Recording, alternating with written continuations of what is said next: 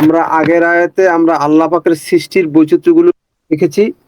এখন যারা এই ব্যাপারে সমকক্ষ করে, মানে আল্লাহ পাকের সাথে সাথে পাশাপাশি যারা অন্য কোনো মান্যবরদের যারা সমকক্ষ হিসেবে মানে, এদের ব্যাপারে আল্লাহ বলতেছেন ইউহিব্বুনাহুম কাহুব্বি আল্লাহ, ওদেরকে তারা মান্য করে বা ভালোবাসে, শ্রদ্ধা করে যেইভাবে আল্লাহকে ভালোবাসা দরকার, মানে আল্লাহকে ভালোবাসার মতো করে তাদেরকে মান্য করে। আমি অনেক মান্যবরদেরকে দেখেছি যে বিভিন্ন মুরব্বী শ্রেণীর যারা যারা এই ধর্ম পালনকারী, যারা যারা এক শ্রেণীর ধর্ম প্রচারক যারা আছেন, তাদেরকে কিভাবে ভক্তি শ্রদ্ধা সহকারে তাদেরকে মান্য করে, সেইভাবে কিন্তু সেটাই আল্লাহ বলছেন যে মান্য আল্লাহকে তারা করে না।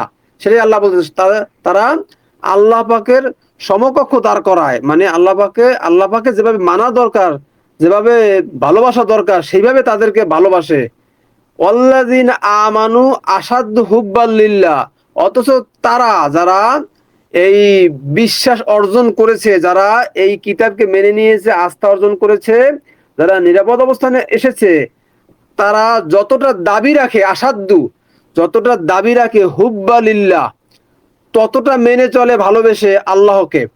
শুধুমাত্র বিশ্বাসীরা, নিরাপত্তা গ্রহণকারীরা, তারা যতটা দাবি রাখে সেই দাবি অনুযায়ী তারা মেনে চলে আল্লাহকে।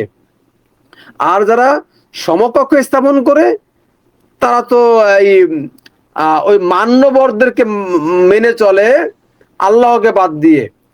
এরপরে ওয়ালাউ ইয়ারা আল্লাযিনা যালামু, আর যদি বুঝতে পারতো তারা, যারা নিজের সর্বনাশ করেছে, এরা যদি বিষয়গুলো বুঝতে পারতো, ইদ ইয়ারাউনা আল আযাব, যখন তারা দেখবে শাস্তি, আযাব, আন্না আল কুওয়াতা লিল্লাহি জামিয়া, এই যে শক্তি, সমস্ত শক্তি আল্লাহরই, এটা যখন তারা দেখবে, তখন তখন তারা স্বীকৃতি দিবে ওয়া আন্না আল্লাহ শাদীদুল আযাব, আর এটাও যে আল্লাহ শাস্তিদানে কঠোর, তিনি এই শাস্তিদানে কঠোর। এখন সেই শাস্তিগুলো তিনি পৃথিবীর জীবনেও দিয়ে থাকেন, আর অনন্তকালে তো তিনি দিবেনই। আর আংদাদা মানে সমকক্ষ বা মান্যদাতা, মান্য করা। তো মান্য করা, মান্যতা তো একমাত্র যিনি আমাকে সৃষ্টি করেছেন তেনার ক্ষেত্রেই তো আসতে পারে।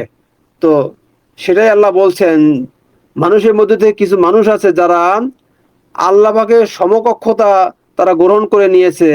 ইউহিব্বুনাহুম কাহুব্বি আল্লাহ, ওদেরকে তারা ভালোবাসে বা মান্য করে চলে যেভাবে আল্লাহকে ভালোবাসা দরকার, আল্লাহকে ভালোবাসার মতো করেই, মানার মতো করে ওরা তাদেরকে ভালোবাসে। কিন্তু তারা নয় ওয়াল্লাযিনা আমানু, যারা বিশ্বাস, আস্থা এবং নিরাপত্তা গ্রহণ করেছে, আসাদ্দু হুব্বা আল্লিল্লাহ, যতটা দাবি রাখে হুব্বা, মেনে চলার ক্ষেত্রে, ভালোবাসার ক্ষেত্রে, ততটা আল্লাহকে তারা মেনে চলে। ওয়ালাউ ইয়ারা আল্লাযিনা যালামু, আর যদি বুঝতে পারতো তারা, যারা নিজের সর্বনাশ করেছে, ইদ ইয়ারাউনা আল আযাব, যখন তারা দেখবে আযাব, আন্না আল কুওয়াতা লিল্লাহি জামিয়া, যে শাস্তি আল্লাহরই সমস্ত, আন্না আল্লাহ শাদীদুল আযাব, এবং এটাও যে আল্লাহ শাস্তিদানে কঠোর। এই শাস্তিটা তিনি পৃথিবীর জীবনে অনেকরে দেন, অনেকরে। এই এই যে আগের আয়াতে আমরা পড়েছি যে আপনার ওয়ালানাবলুওয়ান্নাকুম, বিভিন্ন মাধ্যমে তিনি পরীক্ষা নিরীক্ষা করতে থাকেন। তো বিশ্বাসীরা এই পরীক্ষাগুলো তারা সুন্দরভাবে উতরে ওঠেন, কিন্তু অবিশ্বাসীদের উপরে যখন এই পরীক্ষাগুলো করতে থাকেন, তারা হাই হুতাশ করতে থাকে। আমরা বাকারার ওই 18, 19, 20 নম্বর আয়াতে পড়েছি, তারা মৃত্যুর ভয়ে কান আঙ্গুল দিয়ে থাকে। তার মানে এরা সব সময় সর্বদাই হাই হুতাশে থাকে। কোনো একটা বিপদ হইলেই তারা কেমন জানি ঘাবড়ে যায়, কিন্তু এইটা বিশ্বাসীরা ঘাবড়ায় না।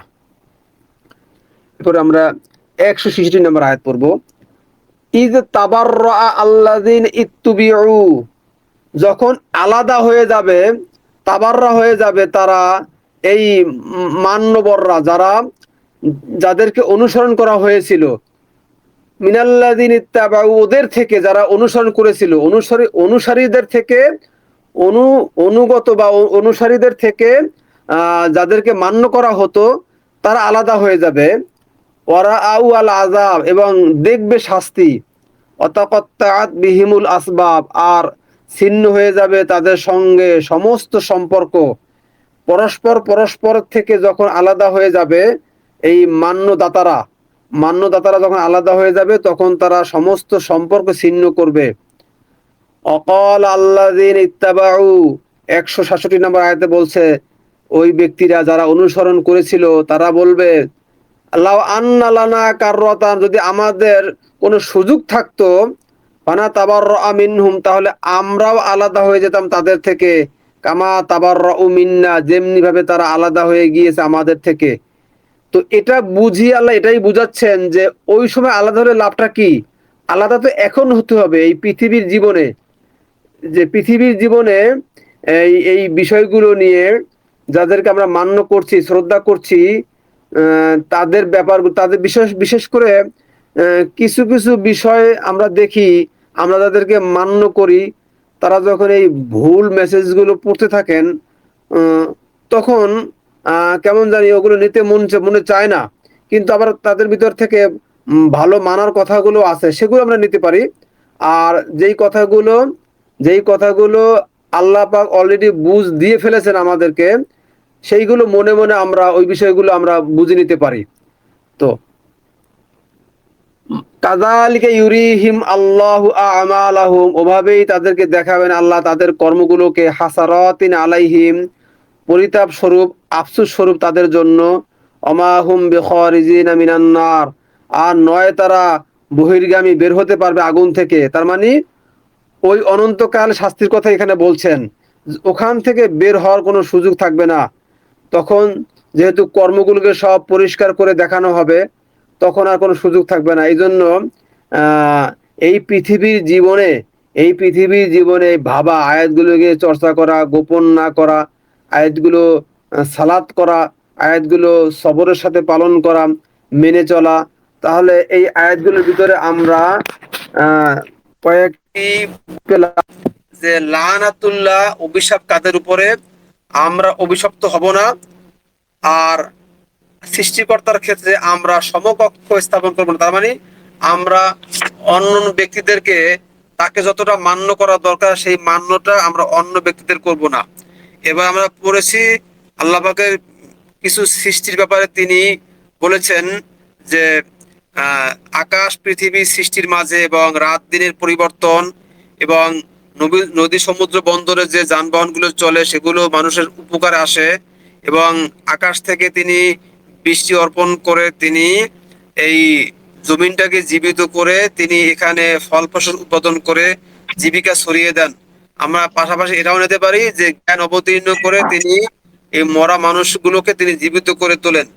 তো ভাই এরপরে ইয়া আমরা দেখলাম যে এই কুফর মাহমুদুল্লাহ ভাই, অবস্থা যদি মৃত্যুবরণ করে, মাহমুদুল্লাহ ভাই, তাহলে 161 নম্বর আয়াতে যে আল্লাহ অভিশাপ করেন, মালাকরা অভিশাপ করেন, এবং সমস্ত মানুষ অভিশাপ করেন। তো অভিশপ্তর হাত থেকে আমরা যেন বেঁচে থাকতে পারি, সেজন্য সৃষ্টিকর্তার গাইডগুলো পড়ে আমরা আল্লাহ পাকের নিদর্শন সমূহ, শাআইর আল্লাহর অন্তর্ভুক্ত হওয়ার চেষ্টা করব। আর বিশেষ করে এখানে 158 নম্বর আয়াতটা আজকে আমরা একটু ক্লিয়ার হতে পারি। তো এই বিষয়টা নিয়ে আমরা এখন এই গ্রুপে ডিসকাস করব ইনশাল্লাহ। তো হেলাল ভাই এবং শিলা আপা, আপনারা লাইভে আছেন, তো আপনারা এই বিষয়টা নিয়ে একটু ডিসকাস করেন যে এই ইন্না আস-সাফা মারওয়া মিন শাআইর আল্লাহ, যেহেতু আমরা এই টপিকটা নিয়ে আমরা অনলাইনে আপলোড করব, তো এটা যেহেতু এই ইন্না সাফা ওয়াল মারওয়া নিয়ে এই সমাজে ব্যাপক অনুকরণ চলছে, হজ চলছে, বাইত চলছে, তো এটা একটু খোলাখুলি ভাবে আলোচনা করা দরকার, বিশেষ করে এই আয়াতটা। আর বাকি যে আয়াতগুলো আছে সেই আয়াতগুলো তো মোটামুটি যে অর্থগুলো লেখা আছে আমরা সেটাই নিতে পারি, কিন্তু এইটার বিকৃতি করা আছে সমাজে। এটার বিষয় নিয়ে আপনারা কিছু বলেন, 158 নম্বর আয়াত নিয়ে কিছু বলেন। মাহমুদুল্লাহ ভাই, আমি একটু ইন্টারাপ্ট করি, একটু ইন্টারাপ্ট করি। ইন্টারাপ্ট হলো আপনি একটু 164টা কি আবার পড়বেন? 164, হ্যাঁ। হ্যাঁ, ওটা আপনি আপনি পড়েন, আপনি আপনার বুকটা শেয়ার করেন। না না, আমি নাই, আমি কোরআনের সামনে নাই ভাই, আমি শুয়ে শুয়ে শুনতেছি। ও আচ্ছা। ইন্না ফি খালকিয়াস সামাওয়াতি ওয়াল আরদ নিশ্চয়ই আহ, এই মহাকাশ, মহাশূন্য এবং জমিন সৃষ্টির মধ্যে, মানে জমিনের মধ্যে যা কিছু আছে এই সৃষ্টির মধ্যে, অখতিলাফি আল-লাইলি ওয়ান নাহার, এবং এই জায়গাটা রাত, হ্যাঁ, এই জায়গাটা এই জায়গাটায় দেখেন এখানে কি বলছে, ইখতিলাফ বলছে, কিন্তু ইখতিলাফ, কিন্তু এটা যে আপনি বলতেছেন যে এটা ইখতিলাফ করবে, এটা কিন্তু পরিবর্তন করবে না, ওই পরিবর্তন না। ইখতিলাফ কখন করি আমরা, কি বলি, যখন মতবিরোধ হয় তখন। কিন্তু এটা কি কি আমাদের রাত দিনের কথা বলা হয়েছে? একটু খেয়াল রাখেন তো, দেখেন তো। আমার কেন জানি মনে হয় ইখতিলাফ যখন আসছে এই ওয়ার্ডটা, হ্যাঁ, মানে এটা হলো কন্ট্রাডিক্ট করা। আমরা মতবিরোধ করি, যখন একটা জ্ঞান পাই তখন ইখতিলাফ করে, ইখতিলাফ করেই তখন বিভক্ত হয়ে যায়। কিন্তু এইটা আমার কাছে কেন জানি মনে হয় যে হয়তো যখন অন্ধকার সময় তখনও তারা ইখতিলাফ করে, আর যখন আলোকিত হয় তখনও তারা ইখতিলাফ করে, মনে হয় এই ধরনের একটা কথা। একটু হঠাৎ মনে পড়লো এটা, মানে আমার কিন্তু আগে মনে হয় না, আপনি পড়তে পারছেন তখন বললাম যে ইখতিলাফ আসলো কেন। আমি কিন্তু আগে এভাবেই পড়তাম যে রাতের পরিবর্তন, দিন এবং রাতের পরিবর্তন। কিন্তু ইখতিলাফ যখন ওয়ার্ডটা আসছে তখন কিন্তু একটু ভাবনার বিষয় আছে।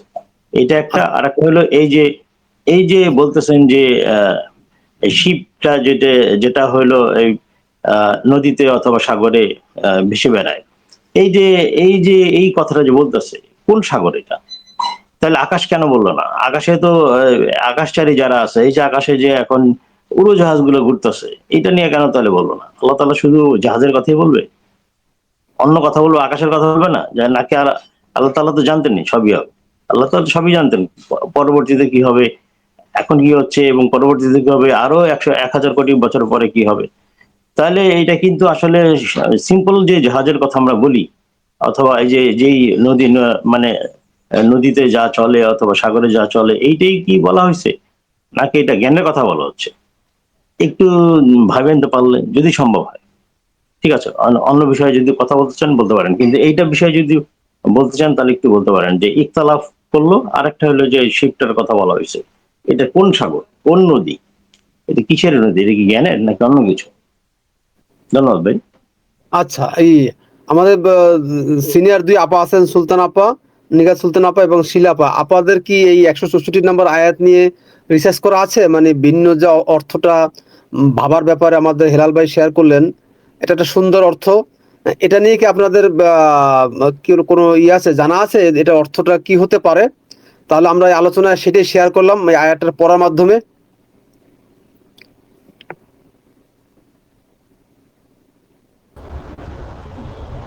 সালাম ভাইজান, আমি আসলে রাস্তায়, আমি ওয়েটিং রুমে বসে আছি। এখান থেকে বসে কথা বলা যাবে না মনে হয়। হ্যাঁ, শেয়ার করার অনেক কিছু ছিল, তো আমি এখন কথা বলতে পারতেছি না। ওয়েটিং রুমে বসে আছি, সিলেটের আচ্ছা, উদ্দেশ্যে যাত্রা। শিলা আপু কিছু বলেন। Thank you. শিলা আপা, এই এই এই 164 নম্বর আয়াত এবং 158 নম্বর আয়াত, এই দুইটা আয়াত নিয়ে একটু হুম, সালাম সালাম সবাইকে। সালাম।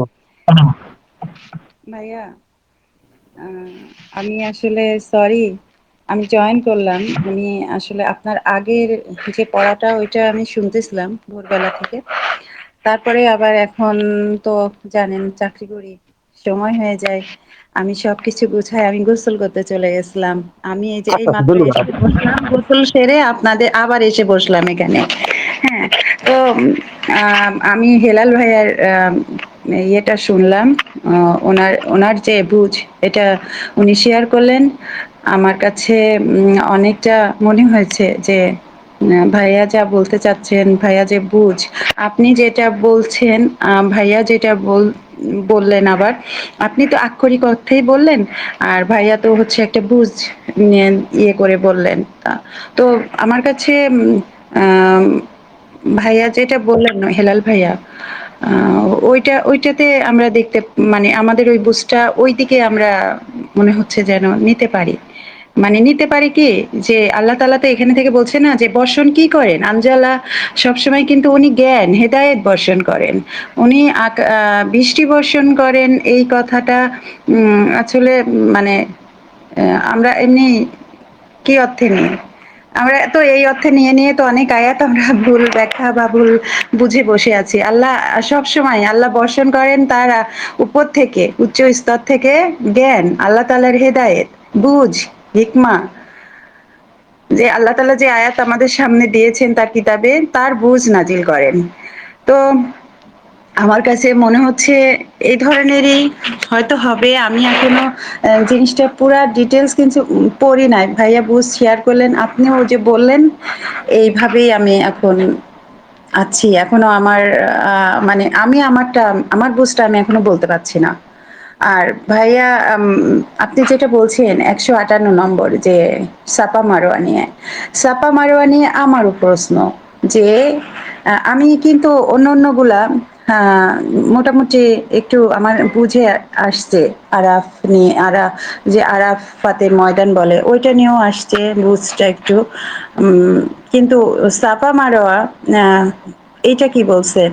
এই জিনিসটা এম আমার এখনো যেহেতু আর কোন একটা পাহাড় নাম উম সেটা মারোয়া যে ওই পাহাড়ের নাম আল্লাহ তাআলা তার কিতাবে যে সাফা মারোয়া যে কথাটা বলছেন সেটা যে ওই সাফা মারোয়ার কথা সেটা তো নাও হতে পারে। যেমন ওরা মসজিদুল হারাম নিয়ে বলে রাখছেন। মসজিদুল হারাম নবীজি মারা যাওয়ার অনেক পরে এই মসজিদ হয়েছে। আর সেটাকে মসজিদুল হারাম বানিয়ে দিয়েছেন। আর সেটাতে যেয়ে একটা আমরা তো জানি কি হয়। যাই হোক, এখন এই ছাপা মারোয়া নিয়ে কি আছে এইটাও আমার জানার বিষয়। আমি কালকেও একটা এই নিয়ে না যে আমি পড়া চেষ্টা করতেছিলাম। তো আমি এখনো এই বিষয়ে মানে আমি এখনো সিওর হতে পারি নাই। আমি সিওর হলে ভাই আপনাদের সাথে আমি আমার বুঝটা শেয়ার করব। আর এইটা যে ওই পাহাড় না, সেটা কিন্তু আমার কাছে যেন মনে হয় যে ওইটা না, ওই পাহাড়টা না। যেহেতু কোনো কিছুই নিয়ে রিচুয়াল নাই। আর হজ মানে আমরা তো জানি আল্লাহর এই কিতাব, আল্লাহর যে আমাদের মসজিদুল হারাম যে যে মান্যতাগুলো দিয়েছেন, আপনি যেটাকে বললেন শিরক মুক্ত যে ইয়ে শিরক মুক্ত আনুগত্য। আপনি আনুগত্য যে দিয়েছেন, মানে যে সকল জ্ঞান আদেশ নিষেধ আল্লাহ তাআলা আমাদের জন্য দিয়েছেন যা আমরা মান্য যা মানে একদম বিধিবদ্ধ, সেটাতে কোনো পরিবর্তন সংস্কার কোনো কিছু করা যাবে না। একেবারে যেটা একদম হাত দেওয়া মানে কোনো কিছু করা নিষিদ্ধ, এবং সেটা একেবারে পবিত্র। সেইগুলো সেটাকে একদিক থেকে পবিত্রও বলা হচ্ছে সেই আল্লাহর জ্ঞান আদেশ নিষেধগুলাকে, এবং সেগুলাকে নিষিদ্ধ এক বলা হয়েছে কারণ সেখানে হাত দেওয়া নিষেধ। তো এই জন্য সেইগুলা আমরা সেই যে উনি যে বিধিবদ্ধ যে জ্ঞান আইন কানুন আমাদের জন্য দিয়েছেন এবং যেগুলো আমাদের মেনে চলতে বলেছেন, এবং যেগুলো আল্লাহ তাআলা তার যে জ্ঞান যে কিতাবে বিধিবদ্ধ করেছেন আমাদের জন্য, সেগুলাকে মসজিদুল হারাম বলা হয়। আর এই মসজিদুল হারামই কিবলা যে আমরা বলি, কিবলা ওই মসজিদুল হারামের সাথে যুক্ত, ওই কিবলা আমাদের ওই মসজিদুল হারাম। আর এই আমার হচ্ছে বুঝ হচ্ছে এটাই যে আমরা কিবলা নিয়ে কনফিউজ হয়ে থাকি, আমরা মসজিদুল হারাম নিয়ে কনফিউজ থাকি, আমরা আরাফাত নিয়ে কনফিউজ থাকি যে ওইগুলাই মনে হয় বলা হয়েছে, পরবর্তীতে যেসব বিষয়গুলা নাম আসছে সেগুলা নিয়েই তারা রিচুয়ালটা পালন হচ্ছে। তো আমরা তো দেখতে পাচ্ছি যে হজ মানে কি, যে হজ মানে যখন আমাদের বুঝে এসছে তখন আমরা তো এই যে এই সাপা মারোয়া যে পাহাড় অর্থে সেখানে আবার যাওয়া দৌড়ানো বা কোনো একটা গল্প আছে তাকে নিয়ে, সেটা তো নাই। আল্লাহ তাআলা তো সেটা আমাদেরকে বলেন নাই সেই কথা।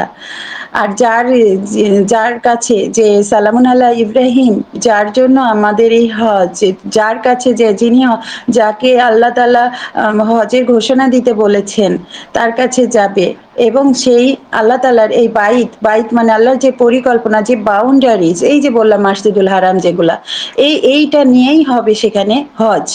হ্যাঁ, হজ মানে আর মানে তর্ক বিতর্ক উপস্থাপনের মাধ্যমে সত্যটা সব জানা, বোঝা এবং সেইটা পালন করা। তো এই এবং সেটা ছড়িয়ে দেয়া সব মানুষের কাছে, কারণ বালাগ আল্লাহ তাআলার রিসালাত হচ্ছে সবসময় বালাগ করতে হবে। যা আমি যদি জানি বুঝি, জানা বুঝার পরে আমাকে গোপন করে রাখা যাবে না, সেটা প্রচারও করতে হবে। এই তো রিসালাত রিসালাতের মানে যেটা হয়ে আসছে যুগে যুগে, আল্লাহ তাআলা এভাবেই বলছেন তার রিসালাত প্রচার করতে। আর এখানে ভাইয়া আমি এই সাফা আর মারোয়া নিয়ে যেটা আমারও মানে আমার ইয়েও চলছে, আমার অনুসন্ধান চলছে। আমি যা মানে জানতে পারলে আপনাদের সাথেও আমি শেয়ার করব। এখন আমি তেমন কিছু বলতে পারছি না, এই জন্য দুঃখিত। ধন্যবাদ আপা। আমি এই জি হ্যাঁ, জি ভাইয়া, আপনার জি, ওই যে গত কালকে যে পাঠটা ছিল আমি আজকে শুনলাম তো, তো আমি ওই পাঠ নিয়ে আমি আপনার সাথে মানে পরে কথা বলবো ব্যক্তিগতভাবে, আবার আপনার সাথে কথা বলে নেবো একটু। হুম, ইনশাল্লাহ। ঠিক আছে, আল্লাহ যদি চান তাহলে কথা বলবো আমরা পরে। আর এই হেলাল ভাইয়া আছে, দেখেন উনি অনেক অনুসন্ধান করেন, এই হেলাল ভাইয়ের কাছে জিজ্ঞাসা করেন। হ্যাঁ একদম হ্যাঁ, সবাইকে, সবাই চেষ্টা করতেছি। ধন্যবাদ শিলাপা, ভালোই কথা বলছেন। ধন্যবাদ। কিন্তু আমরা সবাই চেষ্টা করতেছি, স্পেসিফিক না বলেন না। ঠিক না, এটা তো ঠিক না। না, শব্দ বিষয়গুলো নিয়ে, হ্যাঁ, শব্দগুলো নিয়ে একান্ত ভাবে আপনি রিসার্চ করতেছেন, গবেষণা করতেছেন, এটা আসলে সুন্দর। এই ধরনের তো রিসার্চ গবেষণা খুব দেখা যায় না। এই যে শুধুমাত্র একাধিক অর্থ কি হতে পারে, ইয়ার এই শর্ট দিয়ে যেভাবে আপনি আপনার ইকো হচ্ছে, আপনার ইকো হচ্ছে, আপনি দুইবার কথা বলছেন। বা আজকে ওয়েদার খারাপ তো, আসলে সব জায়গাতে ওয়েদার খারাপ আজকে। হ্যাঁ, কিন্তু না, আপনার কথা তো ঠিকই আছে, আপনার কথা ঠিক আছে। উনি হইলো ওই যে মোবাইলে কথা বললে আবার পিসি অন করা মনে হয়, এই জন্য হয়তো এটা হচ্ছে। না, যে আপনি এখন আচ্ছা আমি বলি, আপনি শুনেন। ওই যে সাফা মারোয়া, এখন ধরেন কথার কথা, সাফা মারোয়া যদি আল্লাহ নিদর্শন হয়, এই টিলা দুইটা, এটা তো টিলাও না, টিলা বলা যায়। ধরেন কথার কথা, সাফা এবং মারোয়া, আমরা তো কি, আমি তো গেছি। সাফা এবং মারোয়া এটা একটা টিলা, মানে পাহাড়ও না। তো এইটা কিভাবে আল্লাহর নিদর্শন হয়? এটা কি মানে হয়? এটা সিম্পল একটা কোশ্চেন আসে না? যে দেখে, যেই দেখবে, সে আল্লাহ যদি পাহাড়ের কথাই বলতেন তাহলে তো ওই অন্য কথা বলতে পারতেন, অন্য বড় বড় পাহাড় যেগুলো আছে সেগুলোর কথা বলতে পারতেন। এই ছোট দুইটা টিলার কথা কেন বললেন? নিশ্চয়ই এটা অন্য কোনো বিষয়ের কথা বলেছেন। এটা এই টিলার কথা বলেন, এই দুইটা ছোট্ট ছোট্ট দুইটা টিলার কথা বলা হয়। কি, শুনছেন তো? আমি তো এই মোহাম্মদ ভাই, নতুন একটা বোধ শেয়ার করছি এই এই একানোর ব্যাপারে। এটা আপনারা তো, আপনি তো শুনছেন যে নিশ্চয়ই সুশৃঙ্খলাবদ্ধ থাকা আয়াতের ব্যাপারে। এর আগে যে আয়াতগুলো আমরা পড়েছি, সলাওয়াত, এই সলাওয়াতের ব্যাপারে যারা শৃঙ্খলাবদ্ধ থাকে, অল মারোয়া এবং আদেশ নিষেধগুলো ঠিকঠাক মতো পালন করে, এটাই হলো আল্লাহ পাকের নিদর্শন সমূহের অন্তর্ভুক্ত। তো আল্লাহ পাক যেহেতু আয়াত নিয়ে বারবার ভাবতে বলছেন, আয়াত নিয়ে রিসার্চ করতে বলছেন, আয়াত নিয়ে গবেষণা করতে বলছেন, তো এগুলো হলো ঠিক মতো পালন করার নাম হলো আল্লাহ পাকের নিদর্শন সমূহের অন্তর্ভুক্ত। আমি এইটা অর্থ করেছি। তো অডিও গুলো বা ভিডিও গুলো শুনে নেবেন ইনশাল্লাহ। আর ফামান হাজ, হাজ তো আমরা জানি তর্ক বিতর্ক করা, আল্লাহ পাকের আয়াত নিয়ে ডিসকাস করা। বাইত হলো জীবন নীতি, আহ পরিকল্পনা, জীবন নীতি বাস্তবায়নের ব্যাপারে যারা হজ করবে, এবং ইয়ে তামারা মানে রক্ষণাবেক্ষণ করবে যারা এই বিষয়গুলো, ফালা জুনাহা আলাইহি, তখন করবে না আলাইহি, এর ভিতরে কোনো বাড়াবাড়ি, এর ভিতরে কোনো বাড়াবাড়ি করবে না, অতিরঞ্জিত করবে না।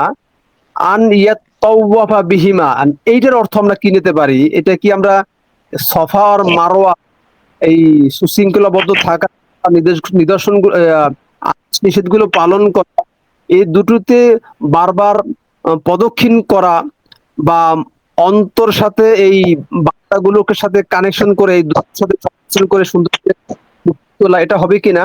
তো আমরা সামনে সুন্দর রিসার্চ পাবো আমাদের মাঝে আছে, এবং অনলাইনে আপলোডের পরে যারা শুনবেন বা দেখবেন, তারা মতামত দিয়ে তাদের মতামত গুলো চাচ্ছি যে নতুন রিসার্চ জানতে চাচ্ছি। পুরো তো লেখাই আছে, আমরা নতুন রিসার্চ জানতে চাচ্ছি, 160 নম্বর আয়াতে জানতে চাচ্ছি। আর বাকি যে আয়াতগুলোর মতামত বুঝ আপনারা কমেন্ট শেয়ার করে পাবেন, তাহলে অন্যরা পড়ে সেখান থেকে আমরা শিখে নিতে পারবো ইনশাআল্লাহ। তো আশা করি আজকে লাইভটা এখানেই স্কিপ করি, আমাদের প্রত্যেকের তো জীবিকার জন্য কাজ আছে। তাহলে আজকে এই পর্যন্ত রাখি। সালামু আলাইকুম।